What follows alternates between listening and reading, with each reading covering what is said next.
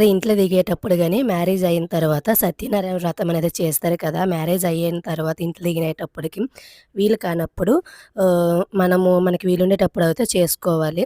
సత్యనారాయణ వ్రతం అనేది డెఫినెట్‌గా చేయాలండి మ్యారేజ్ అయిన తర్వాత, కొత్త ఇల్లు కట్టిన తర్వాత. అలా లేనప్పుడు వీలు చూసుకొని అది ఎంత త్వరగా చేసుకుంటే అంత మంచిది. అలానేని మా రిలేటివ్స్‌లోనైతే మ్యారేజ్ అయ్యేటప్పుడైతే వాళ్ళు చేయలేదు. అందుకనే తర్వాత చేశారు. కొన్ని మంత్స్ గ్యాప్ ఇచ్చి అయితే 1 ఇయర్ కంప్లీట్ అయిందనుకుంటా మ్యారేజ్ అయ్యి.